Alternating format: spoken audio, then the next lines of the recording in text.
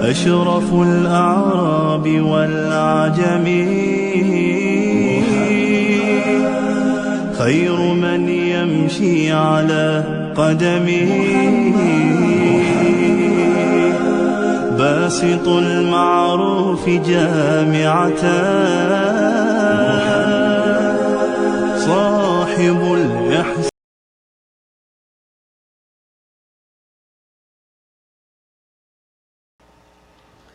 الحمد لله وصلى اللهم وسلم على نبينا محمد وصحبه أجمعين. إن شاء الله waxaan ka hadli doonaa mowduuc kooban oo ku saabsan mukhadaraadka waxyaabaha maandooriyaha ah iyo asbaabaha keena iyo cilaajkooda iyo dawadooda in sha Allah tacaala. waxaan waxoogaa ku istaagi doonaa shiishada oo runtii farabaan iyadoo inagu haysa rag iyo dumarba inaan waxoogaa ku istaaga in sha Allah tacaala adraarteeda. ikhwaani waxyaabaha marka horeba qofka madaahirta guud ruuxa waxyaabahan u keena laba ay u qaybsami karaan inuu qofku fikir ahaan wax khaldan qaato kadibna waxa khaldan uu sii jeeda meelo baas iyo inuu suluug iyo dhaqan ahaan uu marka u qaato waxyaabo kale oo waxyaabaha la sameeyo ruuxu. midda aan rabno inaan ka hadalno marka waa midda suluugga iyo dhaqanka iyo akhlaaqiyaadka ah taasaa gelaysa. waxyaabo badan baa maandooriyaha ku hareeraysan oo hadduu qofku uu isticmaalo sida khamrada la yidhi waa umul khabaa'is oo kale wax alla wixii xun bay hooyo u tahay la yidhi. marka waxaa meesha soo gelaya zinadii iyo faaxishadii baa imaanaysa oo Allah subxaanahu wa tacaala inaga joojiyo leeyahay walaa taqrabu zina innahu kaana faaxishatan wa maqtan wa saa'a sabiila. waxaa kaloo iyaguna soo gelaya liwaadkii iyo camalu qawmi luutin oo iyaguna aad aragteen dadkeennii xitaa inay sii baranayaan oo bulshada lagu dhexdhaqmo iyaguna ay qayb ay ka noqonayaan. waxaa kaloo waxyaabahaas qaybka ikhtilaadka rag iyo dumarkii oo la isku dhex daray oo loo sacyinaya in la isku sii dhex daayo oo iyaguna adraar badan iyaguna dhinacooda ka wata. kadib waxaa imanaya marka mukhadaraadkii inuu faafo oo dadka dhexdooda uu ku faafo waxyaabaha muskiraadkoo la cabaayay inay faafaan adraartooda iyo dhibaatadoodina ay timaado. haddaba waxaan rabnaa maxaa dhibaata oo ka dhalata mukhadaraadkan. adraartooda iyo dhibaatadu way badan tahay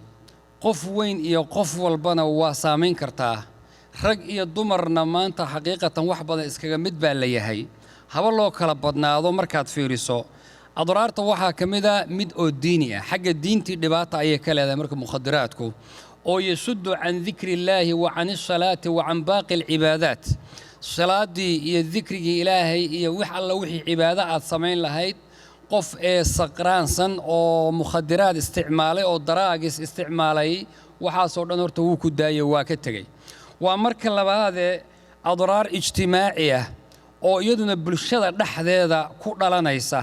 oo hadday dadku isticmaalaan waxaa imaanaya alcadaawatu waalbagdaa in dadku isnacaan oo ay karaahiya dhexdooda ay ku timaado afraadda qoyska dhexdiisa. innamaa yuriidu shaydaanu an yuuqica baynakum alcadaawata waalbagdaa fi alkhamri waalmaysiri wayasuddakum can dikri illaahi wa can isalaati fahal antum muntahuun ayuu rabbi leeyahay subxaanahu wa tacaala. shaydaanku waxa uu u sacyinayo waa inuu dhexdeenna inuu qofku intuu daroogadii isticmaalo uu kadibna cadaawad iyo laysu qaado buqdi iyo karaahiya ummadda dhexdooda. maxaa jira wadarteen dadka daroogada isticmaala dadka kale way necab yihiin iyaga naftooda way isnecab yihiin oo way isdilayaan markay daroogadii isticmaalaan. waxaa ka mid ah oo kale adraarta ka dhalata in xawaadis waxyaabaha shilalka ay badanayaan. dhalinyartiinay wada aragteen gaangis haddii la noqdo shilkii qofku wuu cabsan yahay daroogu isticmaalay shilalkii baa tiro badan baabuur baa lala wada ordaya waa waxyaabaha ka yimaada weeyaan. haddii labada qofee waaweyn ee guriga leh naftoodu ay isticmaalaan waxaa badanaya talaaqi iyo furiinkii si sahlan buu imaanayaa. gabadhii waxaa laga yaabaa ninkii inuu guriga soo galay isagoo dhacdhacaya inay tiraahdo orod iga baxo i dhaaf ama i fur inuu yidhaahdo isagana waan ku furay isagoo laga yaabo markaa inuu miyirkiisiina uu joogo hadduu miyirkiisii joogana waxaa lagu xukumi karaa inay gabadhaasi ay furanta marka dalaaqiina wuu badanayaa oo waa furiinkii baa imaanaya tafakukul usra waxa la yidhaha qoyskii marka wuu kala furfuranaya waxaa ka mid a dhibaatooyinka ka yimaada daraagada markii la isticmaalo adraar sixiya oo xagga caafimaadka ah cudurradii baa badanaya sida cudurka la yidhaahdo sarataanka oo loo yaqaano kansarka ayaa isaguna si gaara shiishada markaan tilmaamayno ayaa isaguna sii badanaya oo dadka dhexdooda ku badanaya manaacadiiyo awoodda ruuxii way yaraanaysaa oo qofkii markuu daroogo isticmaalo waad aragteen cudurro yaryar baa soo ridaya oo durba maaragtay qofkii dhulka yaa dhigaya marka manaacadiisii iyo awooddiisii ayaa yaraanaysa adraarta iyo dhibaatada uu keensado waxaa ka mid a mid iqtisaadiya xagga dhaqaalihii sidii loo istihlaagi waad aragtay qofku wuxuu dhaafsanayaa maanta wax alla wuxuu haysto inuu daroogo helo ruuxii bartaay ilaahay subxaanahu wa tacaala bulshada muslimiinta ha ka caafiya taasuu dhaafsanaya haddii la yidhaahdo ha la daweeyo oo isbitaalka la geeyana waxa ku baxayaay sidii qofkaas looga tirtiri lahaa waad aragtay dhaqan celin haddii lagu sameeyo way badan tahay oo dhaqaale tiro badan baa markaana ku baxaya haddii aan soo qaadanno inuu faafo dukaanka waa waxa la yidhaha sigaarkii oo kale iyo qaadkii iyo bulshada dhexdeeda isaguna uu ku faafo shiishadii ay iyaduna ay badato ilaahayna subxaanahu wa tacaala wayuxillu lahum alطayibaat wayuxarimu calayhim alkhabaa'is waxyaabaha xunxunka ee khabaa'ista ah ilaahay baa inaga xarimay subxaanahu wa tacaala waxaa laga yaabaa qofku inuu ku yidhaahdo sheekhow daliil ma loo hayaa in maaragtay ay xaaraan tahay shiishadu sheekhow daliil ma loo hayaa sigaarku inuu yahay xaaraan ayib shayga waxaa lagu xaaraantinimeeyaa usuul kulli oo waaweyn baa jirta oo hadduu halkaas soo galo uu xaaraan u noqonayo maalan waad aragteen sida uu diinta wixii u tirtirayo oo yasuddu can dikri illaahi wa can isalaah salaadii iyo dikriga ilaahi iyo cibaadadii oo dhanba qof daroogaysan ma soo aadayo waa marka labaada wuxuu kaa celinayaa maalkii xoolahaagiina siduu u tirtiraya waad aragtay badankii qofku markuu daroogada u barto qaabku u dhimanayo ee jirkiisii isu bedelayo ee midabkiisii isu bedelayo waad aragteen marka haddii qaybahaasoo dhani ay yimaadaan shaygu xaaraan buu marka noqonaya ayib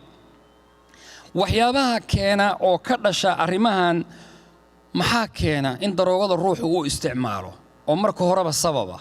asbaabtu way badan tahay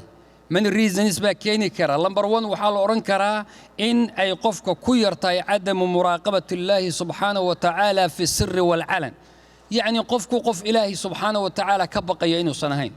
iskajwalka inayna ugu jirin hadduu og yahay allah yuraaqibuhu inuu ilaahay subxaanahu wa tacaala ku arko kaannak yani inuu kuu jeedo oo ku muraaqabaynayo haddaad adigu arkin inuu kuu jeedo fi sirri wal calan haddii aad meel joogto cidlaa iyo meel dad haddaad intaba inuu kuu jeedo waxaa yaraan lahayd marka inuu qofku radci buu haysan lahaa mukhadaraadka iyo waxyaabaha inuu isticmaalo waa marka labaadee waxyaabaha keenoo aadka u ziyaadiya waxaa ka mid a in la fiirsado tiifiyada iyo mawaaqicda waxyaabaha la yiraahdo artay internetka maanta ee xumaanta faafinaya xumaanta waxyaabaha faafiya ee tirada badan oo dumarkii qaawanaa ay ku jiraan oo raggii qaawanaa ay ku jiraan oo wax walba oo maaragtay daroogada nafteedii baa meesha laga fiirsadaa qaabka loo isticmaalaya baa lagu arkaa waxyaabaha hadda soo baxay oo maaragtay qaar sharoobooyinka la soo iibsaday waxaa la jira dhalinyaro badan baa hooyooyinkood markii loo soo gado sharoobada way ka xadaan markay ka xadaanna qaab daroogo looga sameeyaa jira oo ay ku tusayaan TV-ga waxay ka fiirsadaan internetka dad gasha qaabka loo sameeyo ayaaba meesha ku jira oo ka arkayaan marka qaybtaasna iyaduna qayb weyn bay maxaa jira fasaad iyo inxiraaf ayay keenayaan oo ka bartaan qaybaha noocaas waxaa ka mid ah asbaabta keena oo kale inuu qofku yahay alfiraaq waxba ma hayo wax hawla ma hayo waqti dhab badan buu haystaa waqtigiisa marka meel uu ku diluu raadinayaa wax walba marka waxay u geynaysaa inuu maaragtay ka barto akhlaaq xumadii meel walba uu ka barto waxaa qayb ka ah inaan qofka qof ka sareeya oo muraaqabeeyaa jirin maalan aabbo wey isagaaba duurka ku jira qof yac dhahaya ma leh hooyadii u weyneed reerka wey maalan ilmihii warkoodaba daa haddaan carruurtaadii aadan ka warqabin oo aabbiyo hooye aynan ogeyn meeshay aadeen iyo muraaqababa aan jirin dee iyaguna duurkay gelayaanoo xumaan bay ku maqan yihiin waa inaad ogaato waxaa ka mid a qoyska mukhadaraadka iyo waxyaabaha shiishada ah iyadana inay aad isticmaalkooda u bato waxaa ka mid a in qoysku marka tafakug uu ku dhaco qoysaska aan wada joogin مثلا كلا تجي أو كلا هو يد علمه اللي وها اللي يقضي دور كأوجله يدنا علمه هذه أن كف اللين وأوجان كرينين ووحيابها معرض أسبابتك كأنت أيه كمتهاي هدي أي لبض قف نزاعات كأي ضاد أي كوب ضنتهاي أو مرول بجورجة أي هولك جرتنا يدنا وحين نقول علمي إنه كره هذه مال وكيل نبتجليه كدبنا وكهله قشن كيسي يوحوا استعمال لها waxaa ka mid ah in qoyska haddii faqri uu jiro oo wax la'aan badan ay jirto waxaa laga yaabaa inuu ilmuhu raadiyo sariqa iyo xatooyo intuu raadiyo inuu xatooyada iyo waxa isaguna wax kale uu ku sii raadsada ayaa suuragal طيب waxaa ka mid ah haddii aan xitaa la siinin caruurta waxay u baahan yihiin ilmahaagu hadduu u baahan yahay wax yar oo kale oo lacaga maalan oo hawl ku qabto oo de wax sax ah uu yahay hadduu ka waayo meel kale ayuu isaguna u raadinayaa inxiraaf buuna ku samaynayaa iyo xumaantii kale ayuu ku sii samaynayaa طيب sidee marka loo daweyn karaa waa qaabo isweydiin la seen waxaan yaabahan u daweynaa waxyaabaha ikhwaani ugu waaweyn oo wax lagu daweeyo ilaahay subxaanahu wa tacaala inuu qofka hadeeyaba de ugu horeeyood wada garan kartaan waana hidaaya min allahi wa hidaayatu tawfiiq inuu ilaahay waafajiyo dad badan oo dhalinyartaas aad aragteen ama maanta warkii hore duurka ku jiri jiray ilaahay baa soo celiyey qof walba waxaa laga yaabaa wax yar buu rabbi asbaab uga dhigo ugu soo dhiibay laakiin muhiimaddu waa hidaaya ilaahay xaggiisa ka timid waxaa kow lambar 1 ka ah in allah uu qofku muraaqabadiisa ku fikiro iyo in loo duceeyo طيب zawjkaaga haddii uu ka halaabo ama zawjadu ay halawdo ama ilmihii caruurtii ay halawdo ama qof qoyska kamida uu qashinka uu barto waxa ugu badan oo loo carara allah way subhanahu wa ta'ala fi jawfi al-layl habeenkii iyagoo umadu ay hurido alla gacmaha hoos dhigo ilaahay gacantaada u hoos dhigo wala alla rab insha Allah ta'ala inuu ilaahay hidaaya ku soo rido degdega marka ilaahay muraaqabadiisa iyo ku xidhnaantiisu waa lambar 1 waa marka labaad in wixii suuragal ah wasaa'isha keentay arintan la gooyo hadday jiraan waxyaabo la fiirsado guriga waxa suuragal ah inuu qofku meel gaar ah qol gaar ah la galo internetkiisa ama hadda telefoonadiiba qof walba uu wataa laakiin ila xaddi ma aabahay hooyadu way muraaqabayn karaan carruurtooda inay ka ururiyaan habeenkii markii la seexanayo gabdhahaaga iyo wiilashaada dhan telefoonada ka ururus saacad u samee la seexdo oo laga dib mari karayna dul laakiin qof waliba sariirtiisa ku haysto waxaad ogaataan qof habeenkii telefoon haysta ay ma seexdo haddii uusan la joogin way haddaan qof kale oo markaas la jeefay aan jirin xitaa dadka waaweyn bay saameynaysaa oo dadkan la hadlayna caruur ma aha kaliya waa dadka waaweyn isku mid baa laga yahay shaytaan baa qofka ku lamaan hawadii baa ku lamaan muqriyaadkii adduunka oo dhan baa hor yaal asbaabtii baa u sahlan waxa aad dooni ishu inay fiirsaba ku sahlan oo heli kartaa marka in la iska fogeeyo la iska gooyo waxaan aad iyo aad runtii u fiican oo walaalaha masaajidka oo kale hadda masaajidka Abubakar oo kale markaad fiiriso internetka waxa suuragal ah waa laga jaray wifi-gii si sahlan looma heli karo ilaa bimuraaqaba in lala socdo ma ogiyo qofku keligii ma heli karo mesela waa qayb kamida marka haddii uu wifi-gaasi iska fasaxan yahay cunug walba darbiga ku jira laha masaajidka dhan waxa arkay luuq walba isoo lagu jiro marka waa qayb kamida in la yareeyo oo qaybahaas ilaa xaddi ma la isku dayo in la jaro haddii TV ilmihii u yaala guriga oo si sahlan waxyaabihi qashinka uga fiirsan karo in lala socdo oo murta iyada la kantaroolo maxaa jira fasaad ayay dhalinayaan in la isku dayo sideedaba waxyaabahan وسائل الإعلام كل هذا ميدياها أنتوا قفكوا حتى يرين كروحي مفيد ونافعة ده عجلة الدين كفرسن أنت صور اللي يرى ما هنا لنا فائدة بله والسلاح ذو حدين بله هذا وبر لبا أفله تطبع هلك علم جوده كبرته أو كتبتي كبرته أو مشايخ ذي الربان كلا صعود لكن واحد هو تم فسددنا ويكبوا حدا يدنا ماشي كجرته طيب قفكوا إنه أجاده الله سبحانه وتعالى سيدي حديثك رسولك لا تزول قدم عبد يوم القيامة حتى يسأل عن 4 يعني قفنا كمر دقائق قيامة كما بتغير ماشي وتغيرها قيامة إلى اللي جو يديو أفر شيء وإن لو ويديو عمري جيسي ماشي عاد كترترته وإن لو ويديو حوله سماشو ككانه وإن لو ويديو شباب نمديسي دلنيار نمديسي ماشي كتكتي حاجات كلها ميس marka arrimahaas qofka u dambeeyo qof walbana waa inuu ku xisaabtamo waa laga maarmaan waxa kamid ah ayuha laaxiib waxyaabaha wax lagu ilaaliyo in qofku uu ku dhex jiro bi'ada islaamiga al-thaqaafa al-islaamiyya tusaale hadii aan soo qaadano qofka hadda muxaadaradan fadhiya gabadha fadhida ama wiilka fadhiya markuu halkan ka baxana laga yaabo masaajidka inuu hore ka galo ilaahay xamdiga masaajidii magaalada inooga badatay markuu ka soo baxana dugsi quraan la geeyo ama iyaduba hooyadii ay dhigato ama aabihu masaajidka shanta salaadood uu ku tukado qofkaasi wuxuu ku dhex jiraa bi'a ilaa xaddi ma caawinaysa oo u gargaaraysa buu ku dhex jiro marka in lagu dhex jiro oo aan laga dhex bixin في حين وقفك مقالة ضافه دقن أما تولوين كدقن لقى يا بويجي أردن مالته الجمعة المساجد سوارك أما وكسوة كذا مركا إن لو دوّاذو ميلها علمه إنه أرك كران قبل حجابا ويل ماركتي قميص قبا مساجد كي الله سي صعوده الأرك كرايو وين دوّاتانو كحساب تنتان إنك مشكلة أيان دت كان رنتي قاركود كو أركي دت كوليب اللي بروفيشنال كا أو حقا برتي أو ودن كان وحقا كو برتي أو دقالة في عنا السماية بلو في رسالة حافظها الدقيقين وميل مقالة كبحسن نوال بو waxaa laga yaabaa 30 minutes buu sii socdaa waxaa laga yaabaa inuu ku yiraahdo 40 minutes baa loo socdaa meeshan deganay oo yaa kula degan meeshu degan yahay oo dhan jiiraankiisu waa dad gaala oo waliba waxaa laga yaabaa kuwa cadaanka kali u dhex degan yahay waxa suuragal inuu yiraahdo iyaga akhlaaqdoodii fula akhlaaqda muslimiinta dadka akhlaaq badan ma jiro inaad bi'adaada iyo dadka ku dhex jirtaay iyo culture-kaaga wax kaaga akhlaaq badan helimis ilmahaagan haduuna kuwa saaxiib Allaah kuwa kale saaxiib Allaah قفكنا وحل الإنسان مدني بطبعه روح والبسي أهانتي سوبر مجال وياهي طبيعة أهم بكاردك إن المجتمع يدتك حرناته مركب كل يوم تجنان كريس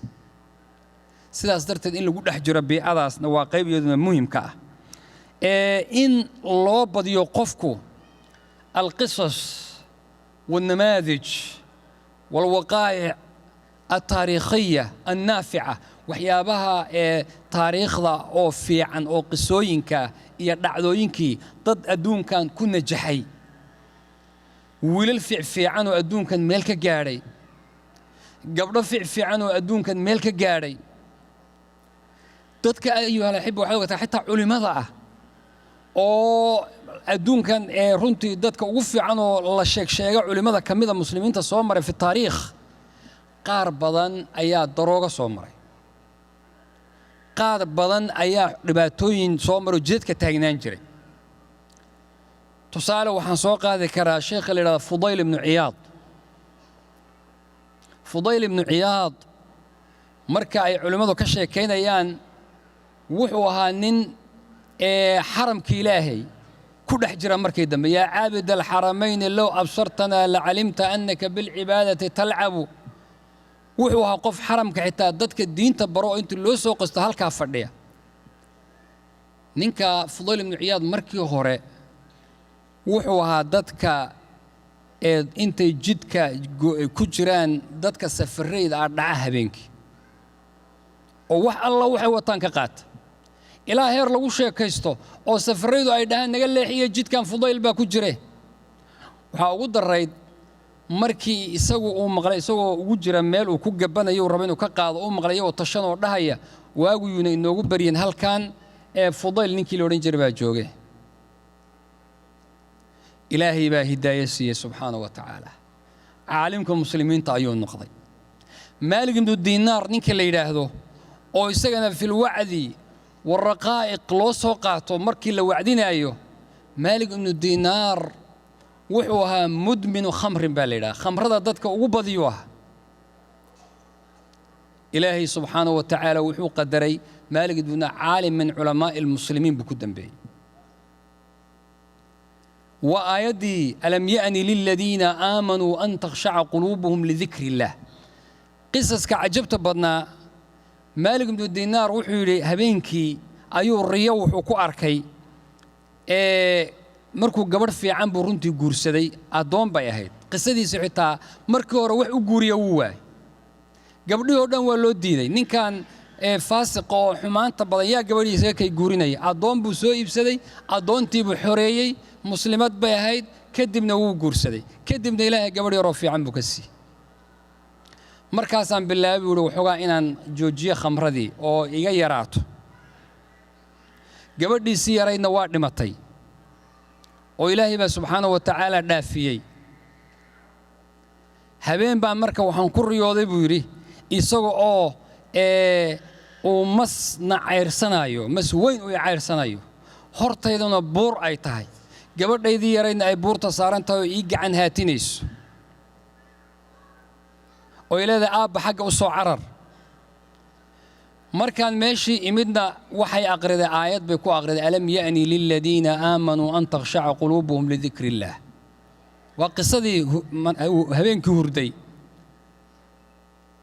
oo macnaheedu yahay miyaan la gaadhin xilligii aad ilaahay u noqon lahayd aabbo waan booday buu yidhi waan qabaystay dhar baan xidhay masaajidkan salaaddii subax ku orday imaamu shaafici ayaa dadka tujinaya wuxuu aqrinayaa alam ya'ni liladiina aamanuu an takhsha'a quluubuhum lidikri illaah yaa subxaana allah waxaad mooddaa buuhi aniga inaan ahay qofka loola jeeda aayaddaba xalayna waa ku riyooday saakana masaajidkaa laga aqrinayaa imaamu shaafici markuu salaadda ka baxay buu dadkii u soo jeedsaday wacdi buu bilaabay kelima khaatiruu jeediyey salaadda subax wuxuuna ka dhigay wacdigii aayaddan alam ya'ni liladiina aamanuu an takhsha'a quluubuhum lidikri illaah markaasaa wuxuu yidhi alam ya'ni mushtaqatun min al'aan kelimadan waxaa laga soo qaatay al'aana marka oo la leeyahay qabla fawaat war hadda waa inaad toobad keentood orodo ha istaagin halkaasuu ilaahay subxaanahu wa tacaala toobaddiisa yuu geliyey fudayl ibnu ciyaad naftiisu sidoo kale isagoo wuxuu yidhi meel uu galay gabar aw isaguna jeclaa ayaan wuxuu yidhi derbigaan rabay inaan ka boodo uu gabadha u dhaco isagoo derbigii sii fananaya ayaan waxaan maqlay buu yidhi aayaddaanoo la aqrinayo alam ya'ni liladiina aamanuu an takhsha'a quluubuhum lidikri illaah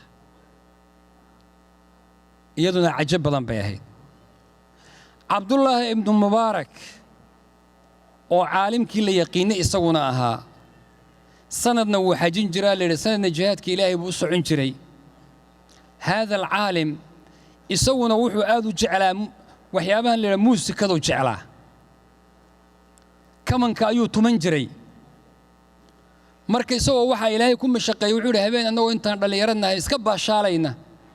meel beer dhexdeeda xadiiqa aan iska joogno baashaydiina aan haysto waxoogaa seexdoon soo kacay saada u soo booday aan rabo inaan bilaabo yaa fakaannamaa laan geedka ka mida waxaad mooddaa inay aqrinayso oon dhagaha uga dhacday alam ya'ni liladiina aamanuu an takhsha'a quluubuhum lidikri illaah waa talaata min culamaa'i almuslimiina alajillaa saddex nin oo culimmada waaweyn oo la yaqaan oo sheekh waliba inta badan soo qaada aad ka maqasheen fudayl ibnu ciyaad maalik ibnu diinaar cabdullaahi ibnu mubaarak kulligood qisada alam ya'ni liladiina aamanuu an takhsha'a quluubuhum lidikri illaahi baa sababka ay ku soo toobad keeneen lagu sheegaa haddaad taariikhda akhrido waxaan rabaa marka inaan idhaahdo culimaa ajillaa oo ku dayasho mudan waxay ahaayeen dadka duurka ku jira oo nolosha ka dhacay oo daraagiska isticmaala qaarkood wamaca daalika sidaasay ku dambeeyeen haddaba inaad soo noqoto oo allah subxaanahu wa tacaala qofku u soo laabto yacnii waa wax fiican ilaahayna subxaanahu rabbi baad leedahay aan kuu fiirinaynin hebel waxaasuu samayn jiray iyo hebel waxaasuu samayn jiray marka qisaskaa in la badiyo ayib waxaa ka mida waxyaabaha lagu daweeyo in qofka lagu booriyo hadduu xumaantan iyo waxyaabahan zawaaj iyo guurka in lagu booriyo ikhwaani guurku waa wax cajab badan oo rasuulku markuu lahaa sala allahu calayhi waaalih wasalam qofka guursada diintiisa niskeeda ama haafkeed buu sayfti geliyey oo sayf ka dhigay wax sahlan maaha wamaa yantiqu cani alhawaa in huwa ilaa waxyu yuuxa xaqiiqadu waxay tahay nimanka aan reerka lahayn أما قبلها أن رجل هين وحال قويا وقفك وابن آدم شيطان بالحريرة إنه سن سليم هين بصورة رجله يعني أما الزني يحمان كلا هي قانو أما هدوسن تا كلا أقونين وحال قويا إنه يسوون قيب دروغان كميدا أو استعمالك إنترنت كإنه يقانا صورة رجله طيب وحا كميدا وحيابها الجود ويو يعني إن لفظي سنين يدنا وحي عقابة دي ميل دادك مسلمين تي جوغان عقابة أو شرعية إن قفك لمريو ردعي بين نقطة وحيا وحا الجود وين كرو هدو قفك وحكا بقايو وحي نقوني ساينو وحي كجوك سدو حدبا رجوع إلهي سبحانه توصياتك أما دردارنك إلهي سبحانه وتعالى قفك الله بشضع الله بنيو والذين لا يدعون مع الله إلها آخر ولا يقتلون النفس التي حرم الله إلا بالحق ولا يزنون ومن يفعل ذلك يلقى أثاما يضاعف له العذاب يوم القيامة ويخلد فيه مهانا إلا من تاب وآمن وعمل عملا صالحا فأولئك يبدل الله سيئاتهم حسنات يعني قفكي زنا كرعي قفكي قف مسلم الدلي قفكي وحيابها حنحن سمي حدو إلهي أطوبت كانوا وأصول لابط إلا من تاب بالي هداد كتوبت كانتو ربي وحاد لذا قعميه سفريهين هبيني مال أو وليبا كفر حاية ما إنه توبتك أقبل كليه إلهي وكفر لله أفرح إلهي با كغفر حد بدن هويني المهيض كرمين أو دب هالشيء أما قف مسافره جديد كيسي كرمين سايد أسره دب هالي سود وفرح الله وفرح حد بدن سبحانه وتعالى مرك الله صلى الله هيسلين أدوات فقاتي هيسلين دم بما تقانا هيسلين اللي لها والبا لو ما شيء كر أمور تاد قفك وقفي عن بإلهي سبحانه وتعالى نقول إن شاء الله وحيات سمي صور لنا بدل ودريا الله أكبر دينتين وامدة وحيات سمي صور لنا بدل ودريا طيب وحا كمذا أيها الأحبة ضدك وصية مسؤولين تا سيدا عن شيء أو كلا إني قيبتا أيونا كقاتان oo ay ka goyn karaan ay ka joojin karaan ama waalid ha noqdo ama qaybta masaajidda iyo mas'uuliyiinta meelaha la isugu yimaada in inta awoodooda iyaguna ay ka yareyn karaan waxyaabahan soo jiidaya in la fiirsado qayb ay ka qaataan shiishada ayaan rabaa wax yar inaan ka iraado adraarta iyo dhibka gaarka ay leedahay haddana aad moodo in iyadu dhibaato inagu haysa tiro badan rag iyo dumarna loo siman yahay gabdhuhu waagii hore hadda siyaarka waa lidinka badsan jiray laakiin waxaan ma shiishada hadda cidna idinka ma badsato raali hada shiishada waa nin walba dhinaciisa ula jeedsadaa bal idinka balaga yaa guriyihii haysto oo guriyihii aad xurtiin baad wixii soo gashataan akhawaati ikhwati wa akhawaati umurtaas halis badan bay nagu haysaa guriyaheenna tadmiir iyo burbur badan bay ku wadaa adraarta iyo dhibaatada adiga ay ku geysan kartana waxa kamida koow waxay keentaa cudurka la yiraahdo sarataanka waa cudurka kansarka la yiraahdo shiishada laga qaada kansarka waliba qaybaha uu ku yimaado arri'a oo ah qaybta feeraha ku dhaca iyo midka cididka iyo ciridka waxa la yiraahdo iyo afka ku dhaca kan afka oo dhan asiiba umurtaas oo dhan waxa laga qaadaayay waa shiishadu koob ka tahay lambar 1 waxa kale oo adraarteeda kamid ah amraadul qalbi qalbiga la rabay in la ilaaliyo oo rasuulku yiri inna fil jasadi mudghah idha salahat salaha al jasadu kulluhu wa idha fasada al jasadu kulluhu ala wa hiya al qalb xubinkii qalbiga ahaana way saamaysaa oo waxay keentaa wax la yiraahdo awciyada damiyo yani dhiigga wareegiisa inay ku dhacdo kadibna amraadul qalbiga ay ku yimaadaan qofkii oo jiradaas ay ku dhacdo waxay keentaa shiishadu amraadda ku dhacda si guud ahaaneed afka oo qofka inay ku bataan oo kale waxyaabahan dhareerka iyo ka imaanaya candhuufta tirada badan iyo qayb kamida weeye shiishada kaadida oo badata ayaa ka mid ah oo qofku meel la wax gaarsiin waayo iyaday ka timaadaa طيب waxaa ka mid ah amraada shiishadu ay keento in la isu gudbiyo waa cudurrada aadka la isugu gudbiyo sababtoo ah waa wax la isla cabo waxyaabaha aadka u cajab badan innagu waxaa laga yaabaa in mararka qaarkood wax hadda horumarba iyo fulaan loo maleeyo carabta inoogu daran oo waxaan aad u isticmaasha ka xishoonin intay kulligood qamiisyadooda soo xirtaan ood moodina masaajid u socdaan ba halka la isugu iman habeenkii oo dhan ba halka salaada subax waa laga kacaa hal xabaa la wareejinayaa bilaahi calayk ka waran 20 nin oo hal xaba wareejinaysa 20 kaa nin qaar baa jireen ninba cudur gaar ah haya halkaa xaba ayaa afka lagu wada qabanayaa oo nin waliba isuga dambaynayaan وكذلك عيد كستو إسلا استعماشاينا سيداس وي marka waa amraad la isu gudbiyo meelaha u badan oo laga qaado ayay kamid tahay طيب waxa kamid ah caruurta dhalanaysa oo dumarka waliba gaar ahaan isticmaala ay dhalayaan iyaga oo wasnigooda uu naaqis yahay meeshii laga rabay ilmuhu inuu yahay ama 8 boon ama 9 ba ama fulaan iyo waxa laga yaabaa ilmihii 4-5 inuu ku yimaado waxyaabaha ugu daran waxa kamid ah atfaal mushawahiin bay hooyooyinka ugu badan ee dhalaan ee shiishada cabba ilmo bedelan oo khilqadiisa iyo abuurkiisu bedelan subhanallah abuurkiisu bedelan maanta waad aragtay ilmihii jirooyinka tirada badan ee carruurta ku dhacaya marka waxyaabaha laga qaado khilqada marka ma aha inuu adiga kaliya ku asiibayo wuxuu asiibaya oo ku dhacaya ilmihii janiinka ay calooshaada ku jira ayaa mutadarrira هذا النفس هذه النفس البريئة نفطها بريئة إن وحبك قرب سنين أيام مارت أضرارت اجتماعية أو كذا لنا يسا بالشأهان حضو ملايين يسا قريقة على وضع مترة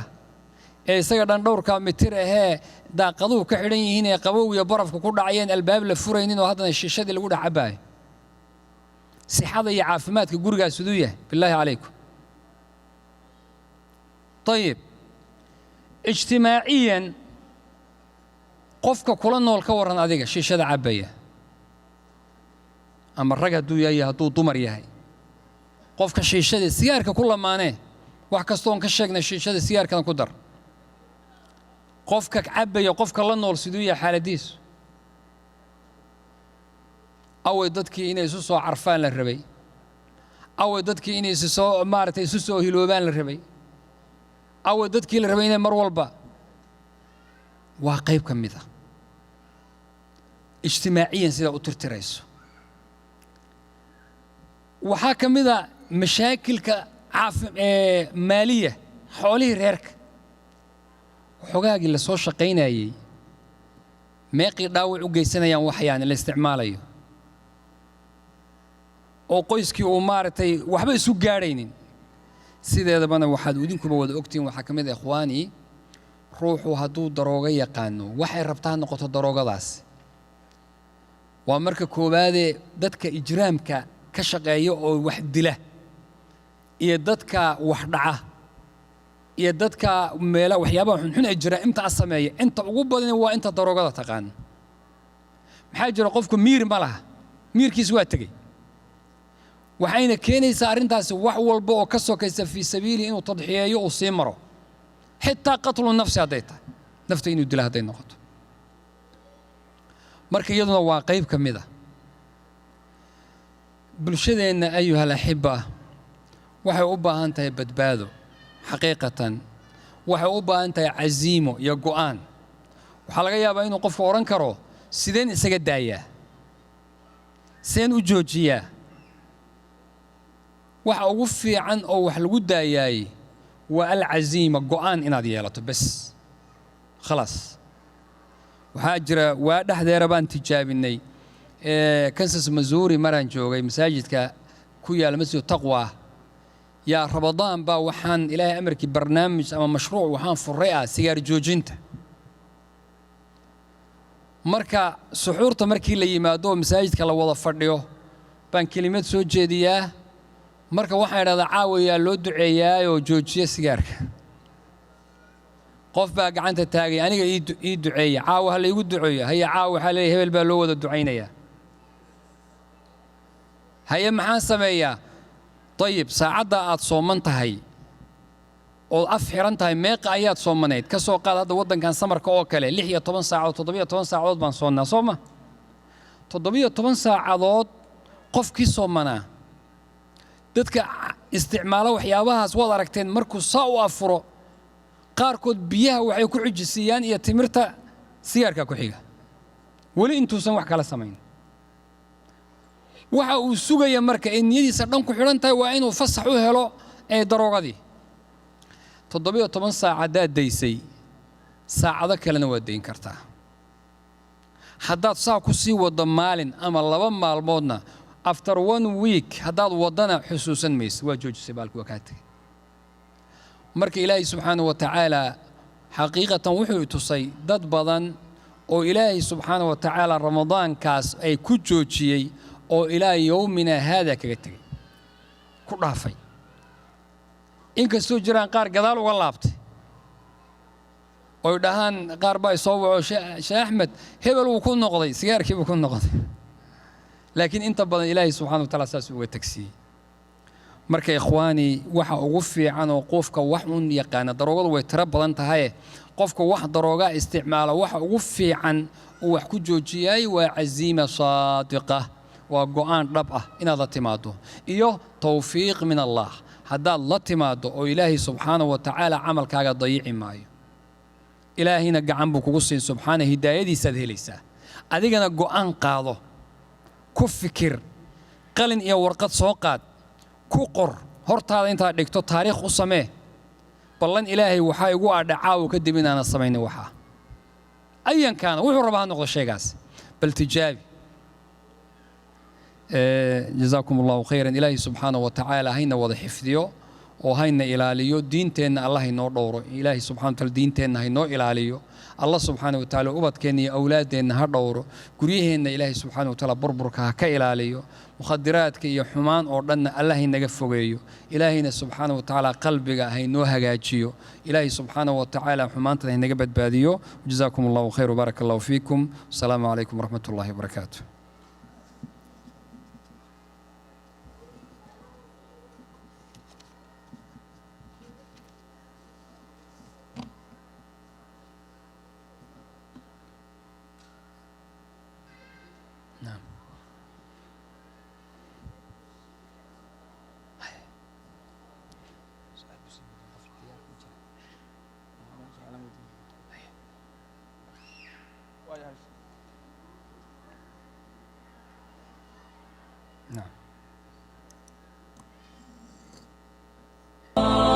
كن سعيدا كن فريدا عش بفخر في الحياة لا تبالي فالمعالي بالتحدي لا سواه ilmihii la keeno iskuulka waad la socotaan dawlad macaawinto wuxuu ku dhisan yahay waxa ay ilmaha bixiyaan marka iskuul private ah waa iskuul la mid noqon doona iskuulka kaliya ee ku yaala Minnesota la yiraahdaa Lamal School wuxuu la mid yahay iskuulkii labaad ee Iqra Islamic School isna uu yahay iskuulkii labaad ee Soomaalidu ay xoogga u dhigato ilmahooda ay kula soo dadaalaan ay keenaan. Sometimes you come in a text that the word is written in italics, like slanted way. Why? كن سعيدا كن فريدا عش بفخر في الحياة لا تبالي فالمعالي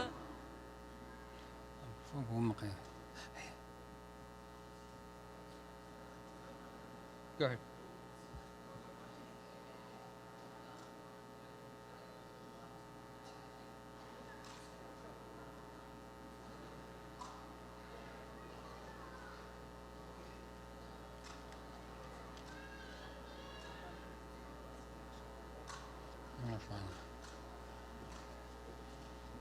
بسم الله walaal baa wuxuu weydiiyey laba su'aalood oo mid tahay sidee buu qofku go'aan u yeelan karaa waxaan filayaa sidaa go'aanadu yeelan karto waa qof walba adigoo fuliya tanfiid baa la yidhahdaa at-tanfiid shaygu markaad ku fikirto dadka adduunka wax gaadhay oo horumar sameeyo oo dhan wuxuu raba ha sameeyo qofkaas wuxuu raba ha noqdo waa qof go'aan gaadhay haddaad caawa go'aan ku gaadho inaad noqoto maalan cilmiga dunyada wax ka gaadho dhakhtar inaad noqoto waxaa badan inaad noqoto sida ugu badan inaad qof caalimo diinta noqoto waxaa badan inaad gaadho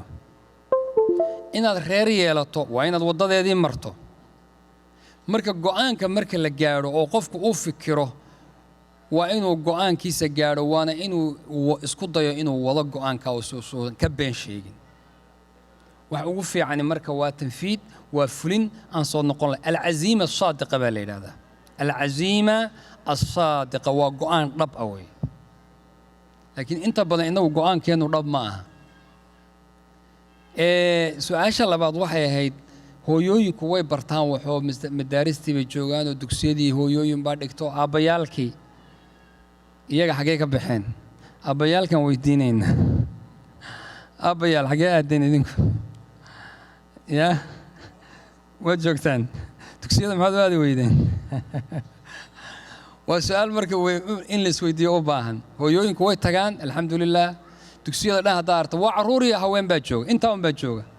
laakiin aabbayaalku wax ma bartaan waxaan oran karnaa waxoogaa qiila waa loo samayn karaayo aabbuhu de arsaaqdii buu raadiyaa inta badan laakiin haddaad tirahdaan waan shaqaynaa waddankan waa la isla shaqeeyaa gabdhihiina way shaqeeyaan nacam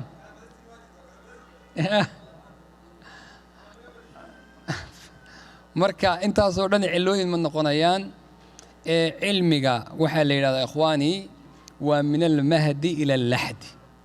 min almahdi ila allaxdi yacni waa maxay xilliga hooyadu ilmaha la dhalo ee dhabarka lagu sido ilaa qabriga luxudka lagaa geeya eelka intaa waxbarashadu way socotaa diinteennana waxay yidhahdaan qolyaha culuumul ka hadla tacliimul kibaar waxa la yidhaahdo yacni dadka waaweyn oo wax la baro waaba diin dadka waaweyn ka bilaabatay nabiyullaahi moxamed sala allahu calayhi waaalihi wasalam markii la soo saaray 40 jir buu ahaa olu fiirso 40 jir buu ahaa dadkii xilligaa qaaday hawsha oo dhan dad waaweyn baa ahayd abubakar khadiija marka qofku isagoo weyn wax waa baran karaa insha allahu tacaala markhaatina waad u aragteen dad waaweyn oo wax bartay hooyooyin baa shalay garaajweyntii aan joognay ka mid ahaa dadkii maasha allahu tacaala garaajweynayey maamadii hooyadii away 66 ka jirtay 66 dumarku ma sheegaan bale laakiin way sheegtay hooyadaasi daadeed ilaahay ha barakeeyo laakiin tusaalay u noqotay xaqiiqatan kelimadeediina shalay aad bay muhiim u ahayd wax ajab laba ahayd oo runtii dadkana ku beeray غيري كبرت هو يلحي اللحدة سنة جرتا إني ما أنت معك كبحضه أو جامعات أصيص عطه رجيو فردي هلا يقع إن شاء الله بارك الله فيك